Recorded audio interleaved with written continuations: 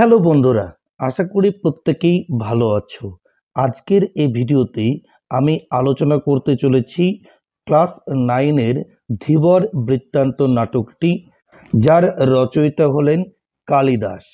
তো প্রথমে আমরা এই কালিদাস সম্পর্কে সামান্য তথ্য জেনে নেব, তারপরেই নাটকটি শুরু করব। ঠিক আছে বন্ধুরা? তো কালিদাস ছিলেন প্রাচীন ভারতের সংস্কৃত ভাষার একজন স্বনামধন্য কবি।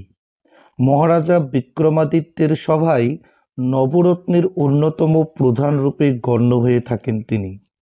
কথিত আছে যে ইনি দেবী সরস্বতীর সাক্ষাৎ লাভ করেন এবং তার প্রসাদে ও উপদেশে সরস্বতী কুণ্ডে অবগাহন ও তার জলপান করে মহামূর্খ অতিশয় নির্বোধ থেকে তিনি মহাকবি হয়ে ওঠেন।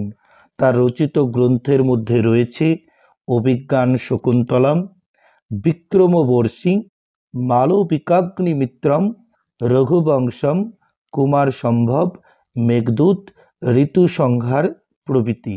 ইনি পশ্চিম মালবের অধিবাসী এবং খ্রিস্টীয় ৫ম শতাব্দীর শেষ ভাগ থেকে ৬ষ্ঠ শতাব্দীর মধ্যে বর্তমান ছিলেন বলে অনুমতি হয়ে থাকে। এবার আমরা এই ধীবর বৃত্তান্ত নাটকটির উৎস সম্পর্কে জানব। ঠিক আছে?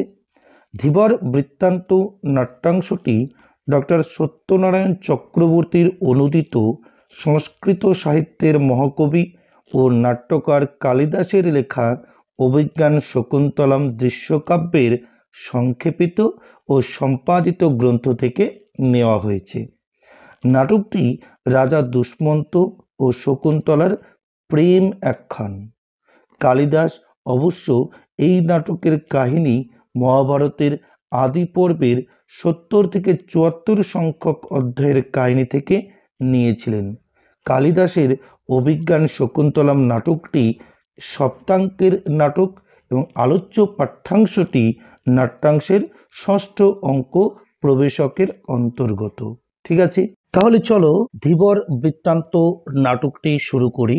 নাটক শুরুর আগে দেখবে তোমাদের প্রথম পাতায়, নাটকের প্রথম পাতাতেই পূর্ব কাহিনী সম্পর্কে আলোচনা করা হয়েছে। এই পূর্ব কাহিনী সম্পর্কে আমরা একটু পড়ে নেব, তাহলে নাটকটি বুঝতে পারবো ভালো করে। দেখো, মহর্ষি কর্ণের তপোবনে তার অনুপস্থিতিতে শকুন্তলাকে বিয়ে করে রাজা দুষ্মন্ত রাজধানীতে ফিরে গেছেন। অর্থাৎ মহর্ষি কর্ণের তপোবনে তার অনুপস্থিতিতে, অর্থাৎ কর্ণের অনুপস্থিতিতেই শকুন্তলাকে বিয়ে করেন রাজা দুষ্মন্ত এবং তাকে ওখানেই ফেলে রেখে তিনি তার রাজধানীতে ফিরে যান। কিন্তু দীর্ঘ সময় পরেও শকুন্তলার খোঁজ নিতে কোনো দূত তপোবনে এলো না। অর্থাৎ বিয়ের অনেক দিন পরেও কিন্তু দুষ্মন্ত কোনো দূত কিন্তু শকুন্তলার কাছে পাঠালো না তার খোঁজ নিতে। স্বামীর চিন্তায় যখন শকুন্তলা অন্যমনা, তখন তপোবনে এলেন ঋষি দুর্বাসা।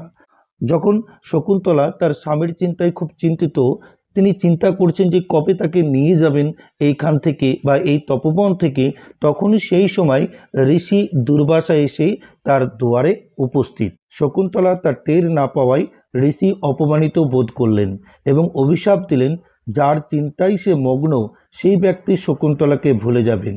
অর্থাৎ শকুন্তলা এতটাই বিভোর, মানে এতটা চিন্তায় চিন্তিত তার স্বামীকে নিয়ে, যে কেন তিনি এখনো দূত পাঠাননি তার জন্য, সেই মুহূর্তেই কিন্তু ঋষি দুর্বাসা এসে উপস্থিত এবং এতটাই মগ্ন ছিলেন চিন্তায় শকুন্তলা যে তার উপস্থিতির কথা বুঝতে পারেনি শকুন্তলা।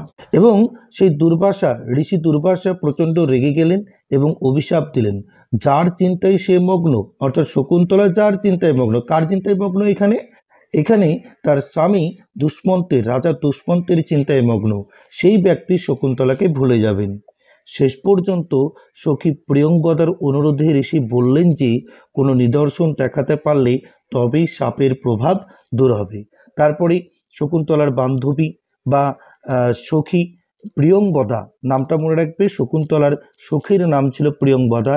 তার অনুরোধে ঋষি দুর্বাসা বলেন যে শকুন্তলা যদি রাজা দুষ্মন্তকে কোনো নিদর্শন দেখাতে পারে, যেই নিদর্শনটা রাজা দুষ্মন্ত তাকে দিয়েছে, তাহলে রাজা দুষ্মন্ত তাকে অবশ্যই চিনতে পারবে, অর্থাৎ ঋষি দুর্বাসার যে অভিশাপ সেটা মুক্ত হয়ে যাবে। নেক্সট দেখুন, দুষ্মন্ত রাজধানীর উদ্দেশ্যে বিদায় গ্রহণের সময় শকুন্তলাকে যে আংটি পরিয়ে দিয়েছিলেন, সখীরা মনে করলেন সেই আংটিই হবে ভবিষ্যতের স্মারকচিহ্ন। তাহলে দুষ্মন্ত রাজধানীর উদ্দেশ্যে যখন রাজধানীতে ফিরে যান শকুন্তলাকে বিয়ে করার পর, তখন তাকে একটি আংটি গিফট করেছিলেন। সেই আংটি যদি দেখাতে পারে শকুন্তলা রাজা দুষ্মন্তকে, তাহলে রাজা দুষ্মন্ত তাকে চিনতে পারবে, নতুবা চিনতে পারবে না। ঠিক আছে। মহর্ষি কর্ণ তীর্থ থেকে ফিরে শকুন্তলাকে প্রতিগৃহে পাঠানোর আয়োজন করলেন। অর্থাৎ মহর্ষি কর্ণ তীর্থ থেকে যখন তপোবনে ফিরলেন, তখন শকুন্তলার বিয়ের কথা শুনলেন এবং শকুন্তলাকে তার প্রতিগৃহে অর্থাৎ স্বামীর গৃহে পাঠানোর জন্য আয়োজন করলেন। দুষ্মন্ত সমীপে কথার অর্থ হচ্ছে সামনে। দুষ্মন্তর সামনে উপস্থিত হলে তিনি শকুন্তলাকে চিনতেও পারলেন না।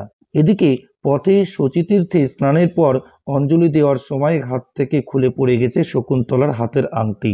শকুন্তলা অপমানিতা হলেন রাজসভায়।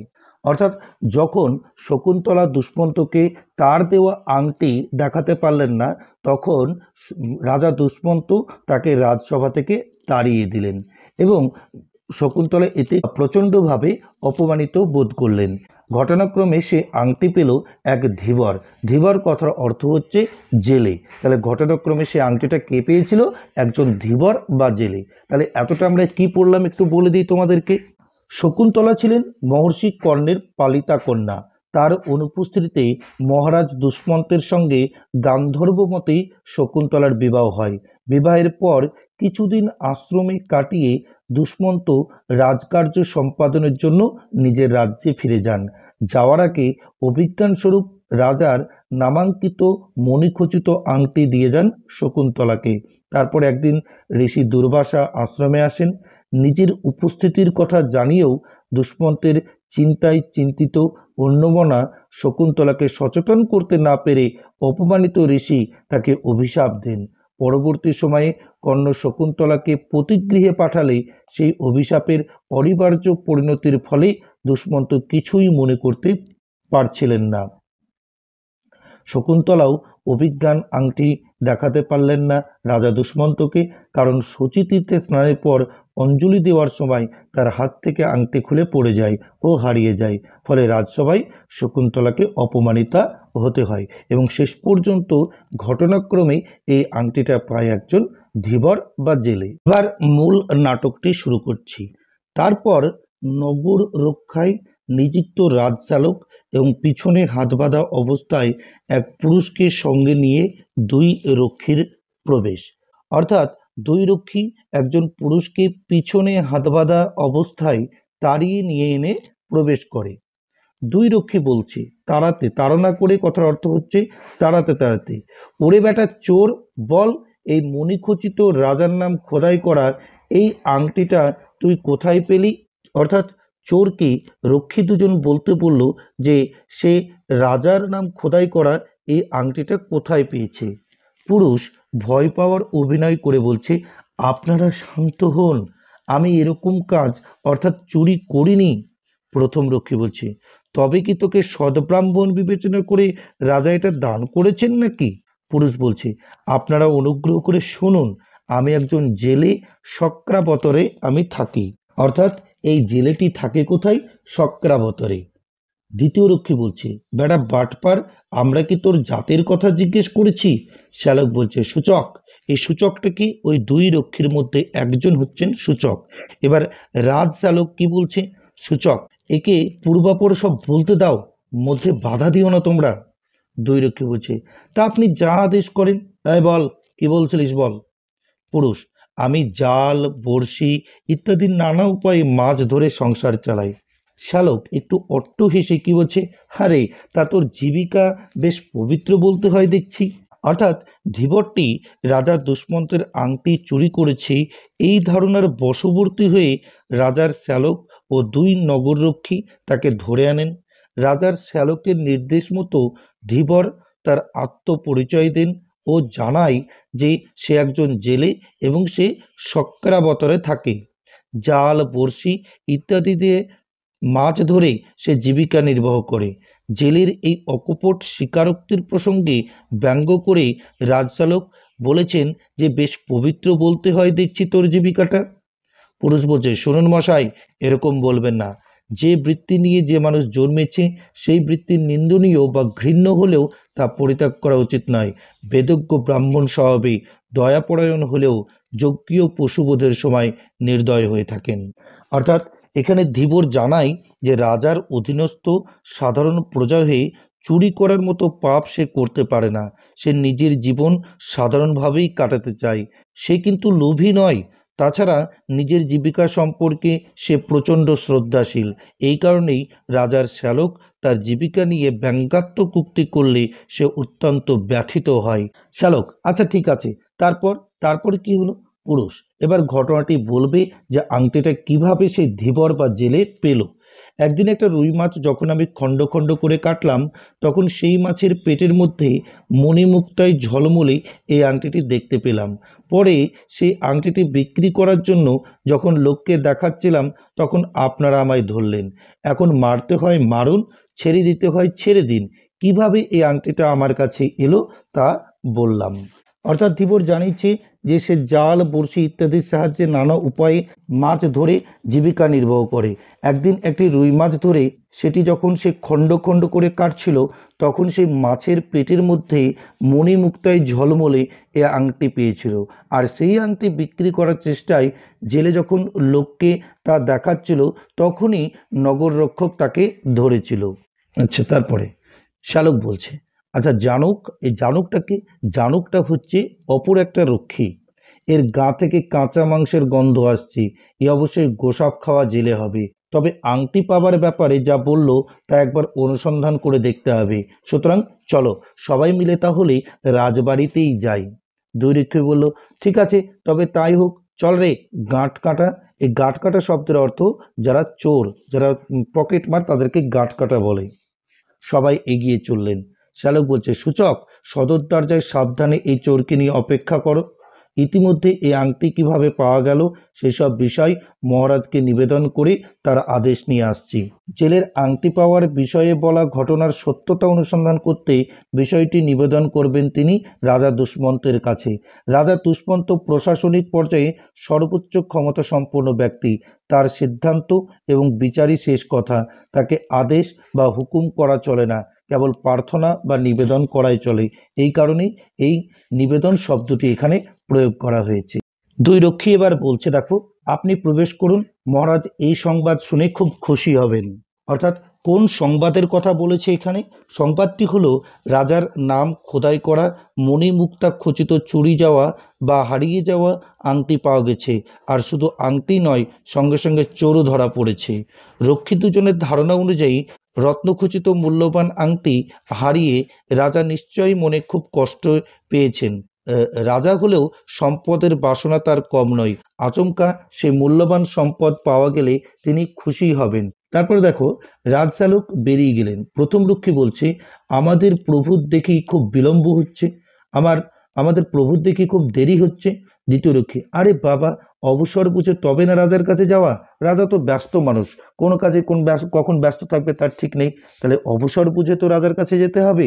প্রথম রক্ষী, জানো একে মারার আগে না এর গলায় যে ফুলের মালা পরানো হবে তা গাঁথতে আমার হাত দুটো যেন কেমন নিষ্পিস নিষ্পিস করছে।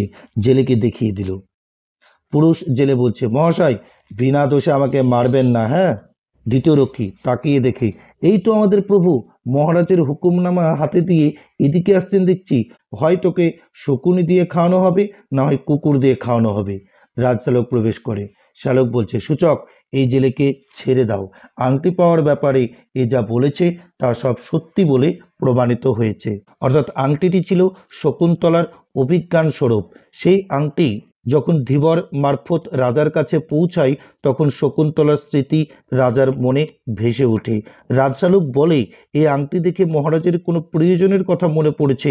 সূচক, হ্যাঁ, তা প্রভু যা আদেশ করেন। দ্বিতীয় রক্ষী বলছে, এই জেলে জমের বাড়ি গিয়ে আবার ফিরে এলো। জেলের হাতের বাঁধন খুলে দিল। পুরুষ এবার বলছে শ্যালককে প্রণাম করে বলছে, প্রভু আজ আমার সংসার চলবে কিভাবে?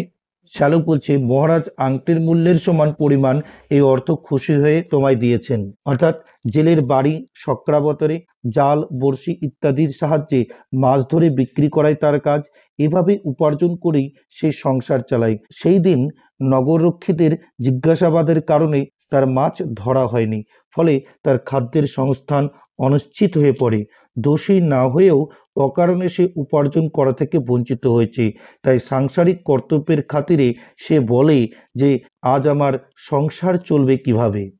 তখন শ্যালক বলল, মহারাজ আংটির মূল্যের সমান পরিমাণ এ অর্থ খুশি হয়ে তোমায় দিয়েছেন। জেলেকে টাকাটা দিলেন। পুরুষ এবার প্রণাম করে গ্রহণ করে, প্রভু অনুগৃহীত হলাম। অর্থাৎ বক্তা ধীবর আংটি চুরির অপরাধে ধরা পড়ে, তাকে রাজবাড়িতে আনা হয়। এই কারণে সেদিন তার কোনো উপার্জন হয় না। জেলে সংসার চালানোর ব্যাপারে দুশ্চিন্তাগ্রস্ত হয়ে পড়ে। সেই কারণেই জেলে রাজার এই অপ্রত্যাশিত অনুগ্রহে অত্যন্ত কৃতজ্ঞ বোধ করে ও খুশি হয়। সেই কৃতজ্ঞতা জানাতেই সে এই কথাটা বলে যে প্রভু অনুগৃহীত হলাম। সূচক, এ কি যাতা অনুগ্রহ! এই যে শুল থেকে নামিয়ে একেবারে হাতির পিঠে চড়িয়ে দেওয়া হলো।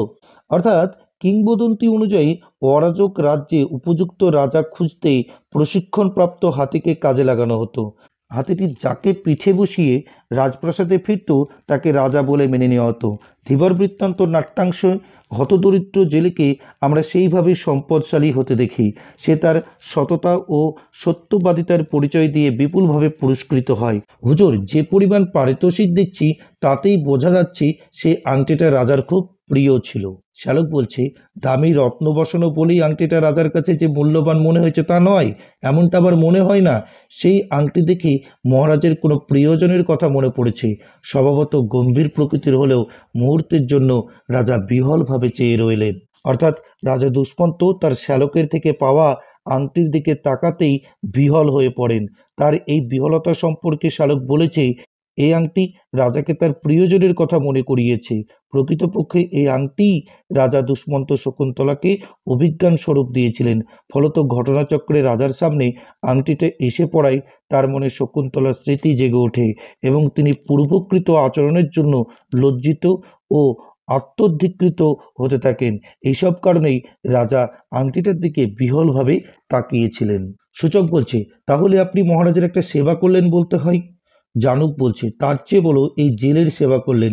জেলেকে হিংসায় ভরা দৃষ্টিতে দেখলেন। অর্থাৎ রক্ষীরা আশা করেছিল চোর সন্দেহে ধৃত জেলেকে মহারাজ শাস্তি দেবেন আর তাদের দায়িত্ব সহকারে কর্তব্য পালনের জন্য পুরস্কৃত করবেন। কিন্তু বাস্তবে ব্যাপারটি ঘটল বিপরীত। রাজা ধীবরকে উপহার দিলেন, অথচ রক্ষীদের হিসাব মতো এমন হওয়ার কথা ছিল না। ফলে জেলের এই পারিতোষিক লাভ দুই রক্ষীর কাউকেই কিন্তু খুশি করতে পারেনি। চোর সন্দেহে ধরে আনা ধীবর রাজার অনুগ্রহ লাভ করেছে দেখে জানক ও সূচকের মন হিংসায় পূর্ণ হলো। এবার পুরুষ বলছে, কি মহাশয়, এই পারিতোষিকের অর্ধেক আপনাদের ফুলের দাম হিসাবে দিচ্ছি। জানক বলছে, এটা তুমি ঠিকই বলেছ। শ্যালক বলছে, শোনো ধীবর, এখন থেকে তুমি আমার একজন বিশিষ্ট প্রিয় বন্ধু হলে। অর্থাৎ রাজার আংটি চুরির অপরাধে দোষী মনে করে রাজশালক তার দুই অনুচর রক্ষীরে হেফাজতে ধীবরকে রেখে রাজার কাছে যায়। সে ভেবেছিল সঠিকভাবে দায়িত্ব পালন করেছে ভেবে রাজামশাই তাকে পুরস্কৃত করবেন, কিন্তু পারতপক্ষে দেখা গেল চোর ভেবে তারা যাকে শাস্তি দিতে চেয়েছিল সেই রাজার উপকার করেছে বেশি। আংটি মারফত জেলে রাজা দুষ্মন্তের মনে শকুন্তলার স্মৃতি ফিরিয়ে আনতে পেরেছে, আর তাতে রাজা খুশি হয়ে ধীবরকে পুরস্কৃত করেন। রাজচালকও পুরস্কারের আশা করেছিল, কিন্তু তা সম্ভব হয়নি। অন্যদিকে ধীবরও উপলব্ধি করে এই পরিমাণ পারিতোষিক তার একার প্রাপ্য নয়।